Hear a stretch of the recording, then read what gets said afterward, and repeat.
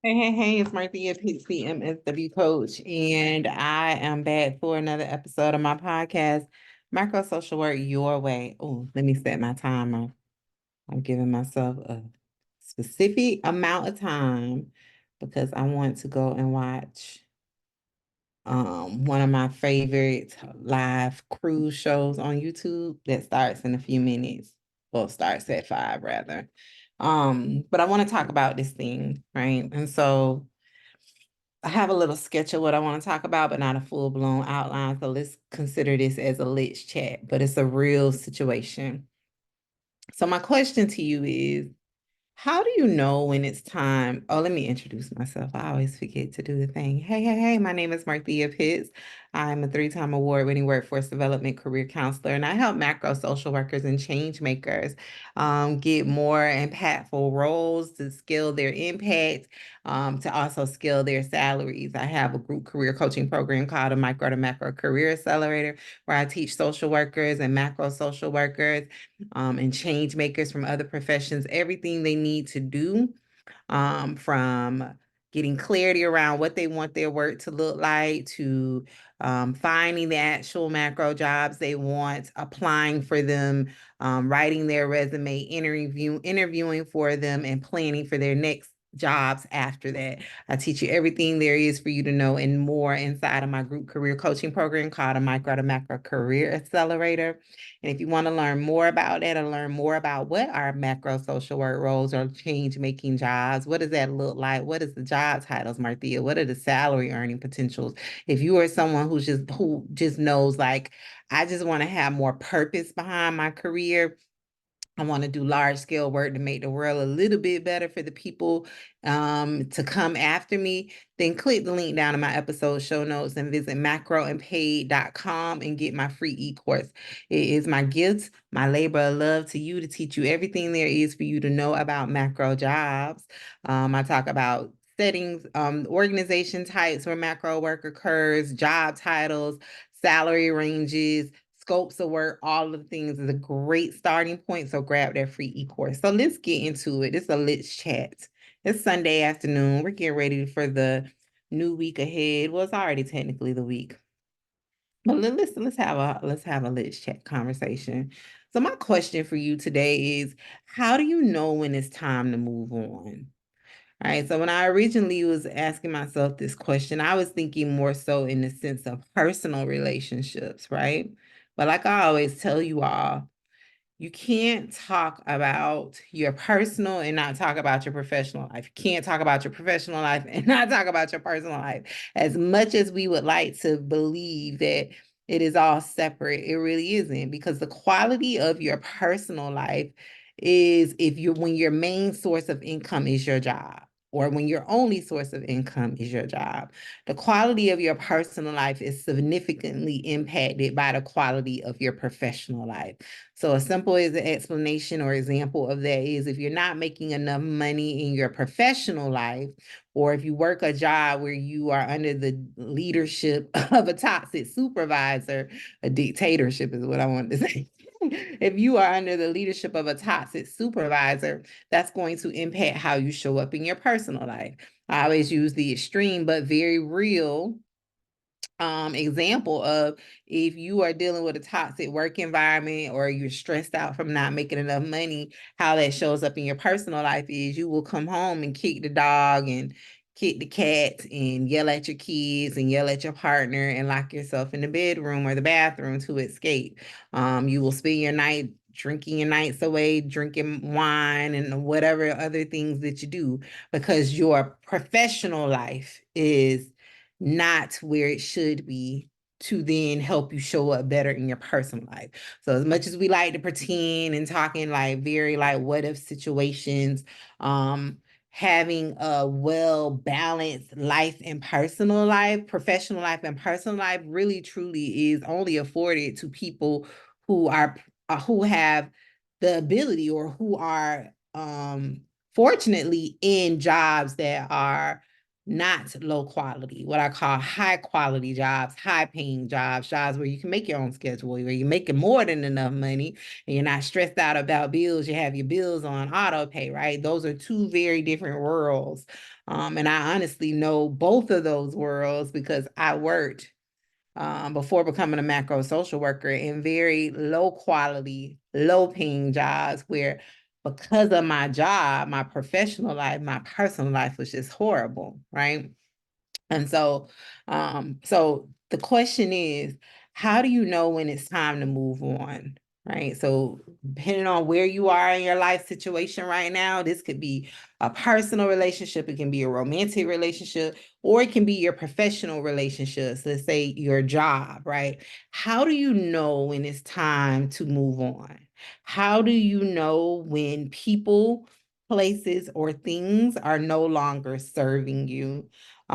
Because what I realized, right, is that people stay way too long in situations because of a few different things. And so I'm going to talk about three. Let's do that. Let me talk about three reasons why I see that people stay way too long. And again, insert your thing. If your job life is wonderful, maybe it's your personal life. Insert the thing. So the first reason that I see that people stay way too long in situations that are clearly no longer serving them is familiarity, right? Familiarity, meaning you are just used to a thing. You are used to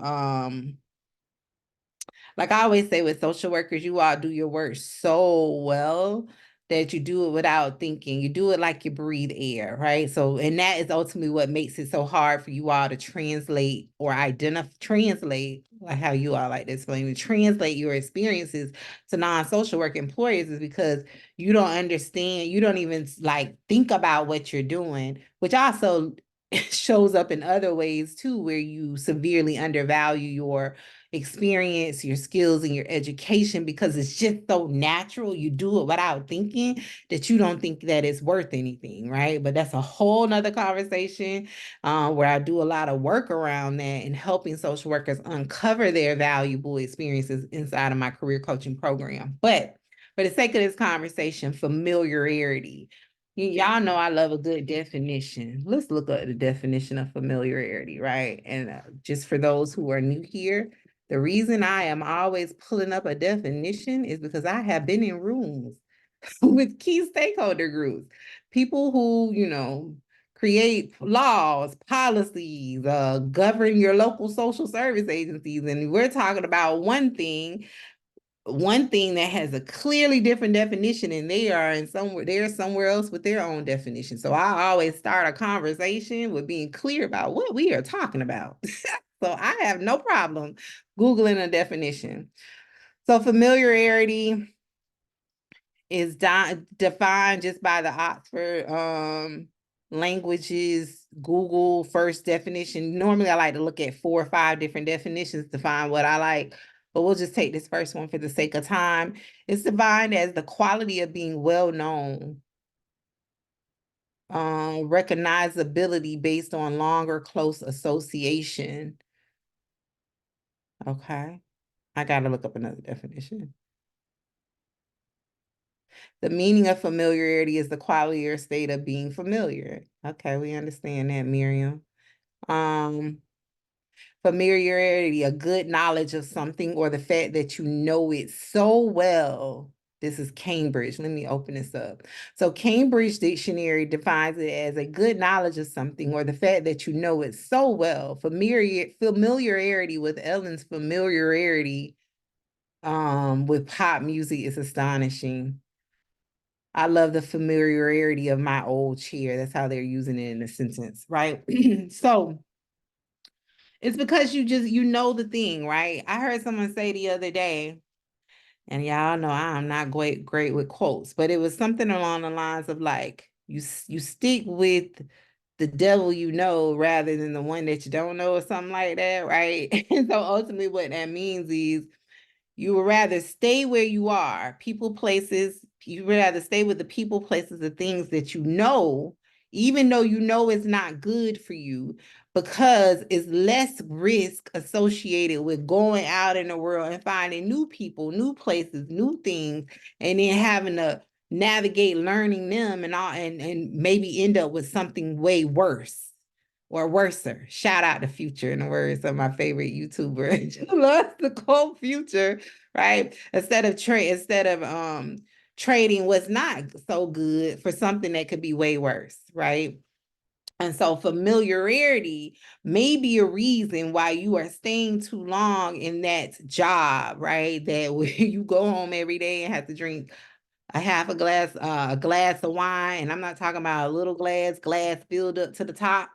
Like you're like, it's bad, but I don't want to get back out in the job market. I haven't interviewed for jobs in 10 years. I don't even have a resume, and the people in the world are telling me that the job market is bad. I don't want to deal with that. I can at least tolerate where I am because I'm familiar with how to navigate that space. I know whose toes not to step on. I know if I do my report by the 3rd of every month, I'm good. I know that as long as I don't call out more than 2 times in a month, I'm good. I know if I don't ask my supervisor for a raise, I won't get a target on my back. Familiarity may be a reason why you are staying too long, right? And so I'm going to go through the 3, and then I'm going to talk about why this is dangerous, right? Staying for these reasons. I'm making my notes. Matter of fact, let me talk about it now. So staying familiarity, why that's dangerous in your professional life is all about growth. Life is all about ascension to the next level, right? And we are not designed to stay on the same lap, right? So y'all know I love a good to talk to put it to some real world terms. I remember my mother telling me one time, she was like, you keep going through the same thing because you didn't learn the lesson, right? She was talking to me about the finances, right? And my mom didn't know about how much I made. So I honestly could say, like, that could have been true if I was bad with my money. I wasn't bad with my money. I wasn't making enough money, right? But anyway, I always carry that with me around. Because I've seen it now in other situations where I did make not so great choices, right? Where I did stay because of familiarity and not due to like outside environmental reasons. I stayed because I stayed, or I went back because I went back. And what I've learned, more wise and mature, Marthea, is yes, I had to walk that same lap. I had to see them same 2 buildings. I had to encounter them same people because I didn't learn the lesson. And the lesson ultimately for me, and it will be different for everybody, right? The lesson for me was my familiarity with people, places, and things were keeping me stuck. So that's why I'm just gonna make you walk this same lap because you keep choosing.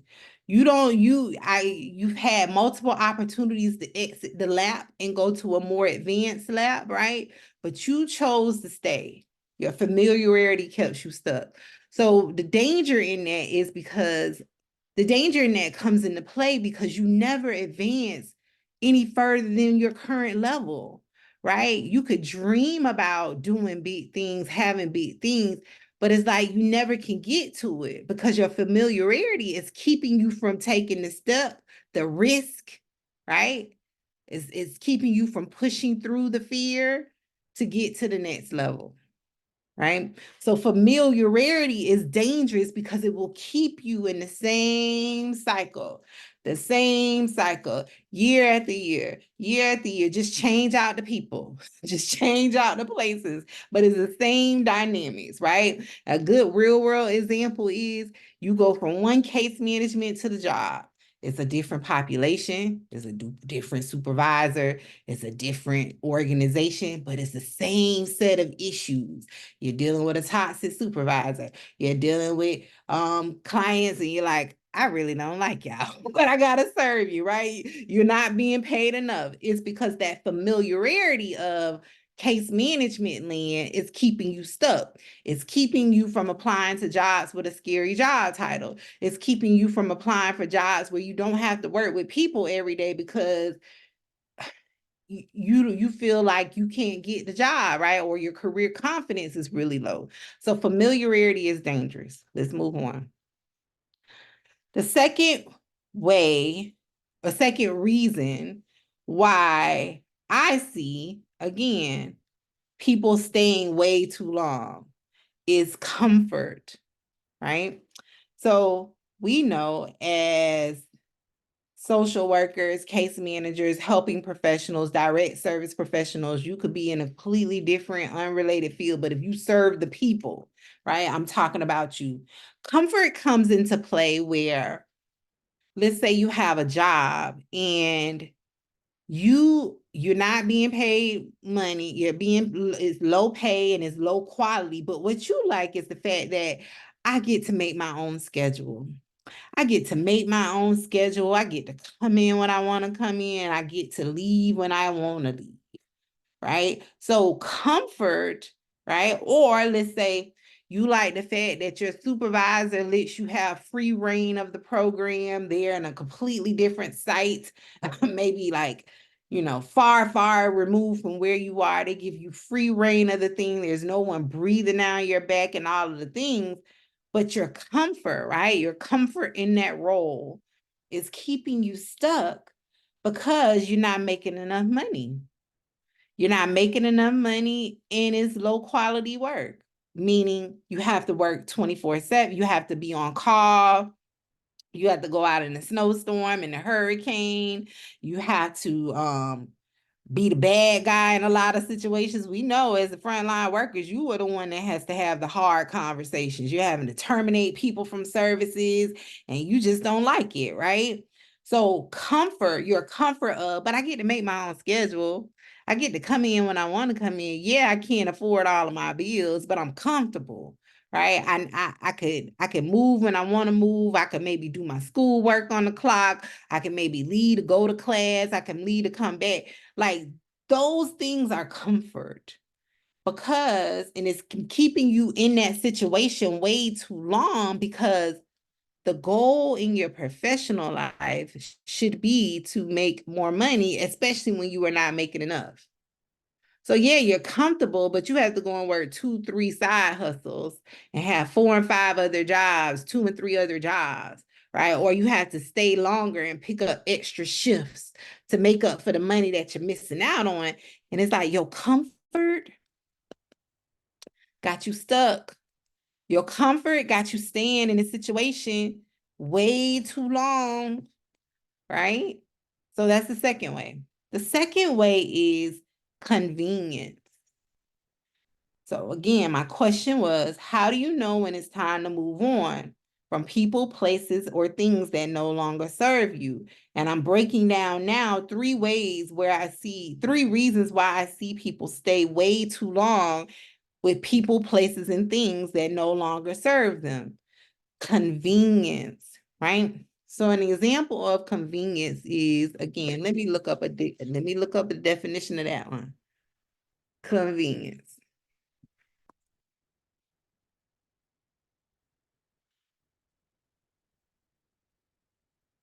Convenience, the state of being able to proceed with something with little effort or difficulty.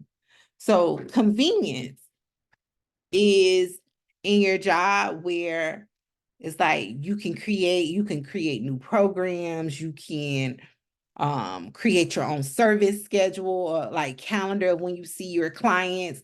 Maybe like you have a caseload of 10 people that you provide therapeutic services to, and you can put them on your calendar wherever and whenever. Um, you can use those different approaches and theories to your work that let you infuse the things that you love, right?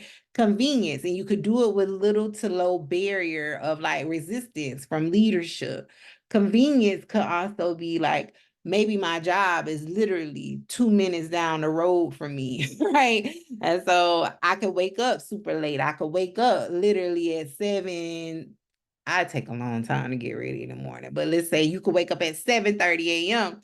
and be to work on time at 8 a.m., right? You can sleep in late. Convenience also gets you stuck. Because if this is a job where it's low quality and low pay and it's a horrible work environment, you're not making enough money, but you're staying because it's convenient. And if I leave, that means if I leave and I get another job that I really want, or if I just leave to get another job, that means I'm gonna have to start waking up at 6 a.m. I don't want to wake up at 6 a.m.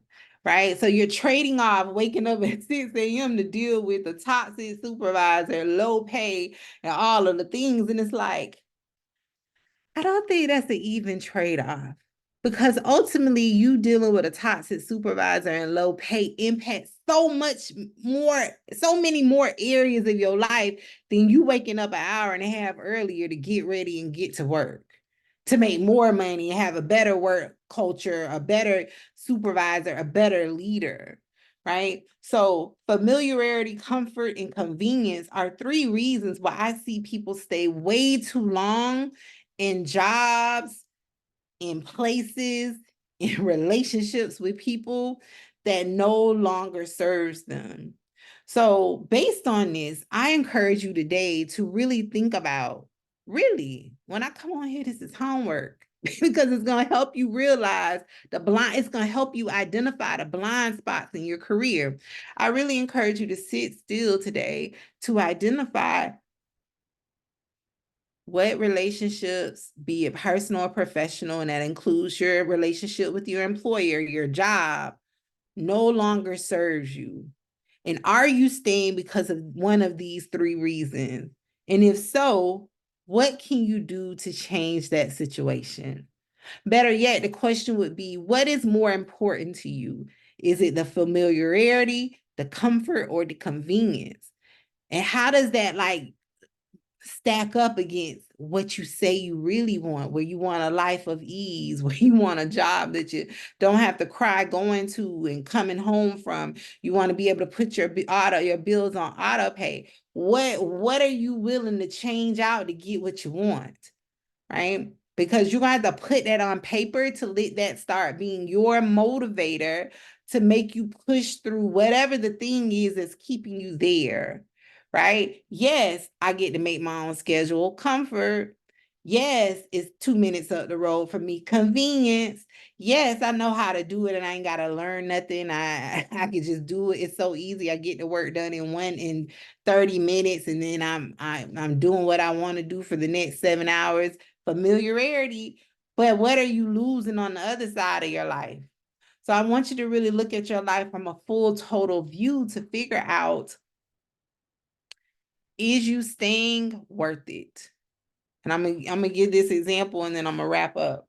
So for me, the reason that prompted this conversation is right now I'm doing a lot of assessment of relationships in my personal life, right? A lot. I've been doing this for the last couple of years, but one relationship really, that's what made me hit record on this. It's like every time I walk away from a conversation with this person, I feel drained, right? But I stay because of familiarity. I've known this person for a long time, a long, long, long time, right? But I also know, more mature, wiser Marthea, that relationships ain't supposed to go like this, right? And this is a platonic relationship. I know relationships shouldn't leave you drained after every phone call. Relationships, when you talk, you shouldn't be like this, right? Every conversation, every time, right? So familiarity. I will also throw in here a fourth reason, loyalty, because for me, a good bit of it is because I'm loyal. I'm too loyal. I've always said I'm loyal to a fault, right? I'm loyal to my own detriment. So I stay, yeah, because of familiarity, but a lot of it is because of loyalty. This person has had my back in a lot of rough situations. So my loyalty is keeping me with them. But what I realize is that this person is stuck. I love them, but they're stuck. They're stuck on the same lap, right? And it's not working for me, because for me, I spend a lot of my time doing internal work. I do deep self-reflection, so much so it'll probably make your head spin. Right. I'm very self-reflective. I am very aware of what I did wrong in situations, what I need to do better. I'm very aware. I don't pretend, right? I don't sell myself a dream. I'm very, just as I am with y'all, I'm that way to myself, right? In the hopes of being better, doing better, showing up in the world better. So with this person, they don't do any of that. Right? Even though they've had close access to me for years. And every time I like walk away from them, I either come back to them or they pull me back into them. And that's my timer to stop. They pull me back into them. And every time I come back, I'm disgusted with myself because it's like they then show me them and there's no growth. There's no nothing. Again, this is over 20 years. It's no nothing. And I'm always disgusted, like, Marthea, you knew it was going to be the same. Why do you break your own heart? Why do you break your own heart? Because of loyalty, familiarity. There's a lot of familiarity in there too, because if I don't have that friend, that means I got to go play in the sandbox and make more friends. I don't really want to do that. Not as an introvert, right? But it's no longer serving me. So that was the impetus for this conversation. Drop in the chats. You don't have to tell us what the relationship is unless you want to. You could just tell us, is it a people, place, or thing? And what is your reason for staying? Is it familiarity, comfort, convenience? Add in there loyalty. And do your work today to figure out, is it worth you staying? Because for me, where I am now, me staying in this friendship is not worth my peace. Because when I get off the phone with them, I'm so drained. I'm more thin. And I am in a place where I'm intentionally creating environments for me internally and externally where I don't want trouble. I don't want confusion. I want peace, love, warmth, right? And every time I get on the phone with them, I'm bringing that energy into me internally and into my space. So me maintaining my friendship with this person, it goes against everything that I'm curating in my life. So it's not worth it. It's not worth it. Because every time I get off the phone with them, I feel like I have stepped back 2,000 steps. 2,000. All right. So I'll talk to y'all later. Make sure certain you grab my free e-guide down at the link in the bottom, in the show notes or in the description box at macroandpaid.com. Grab my free e-course and I'll talk to y'all next time. Happy macro career planning. Bye.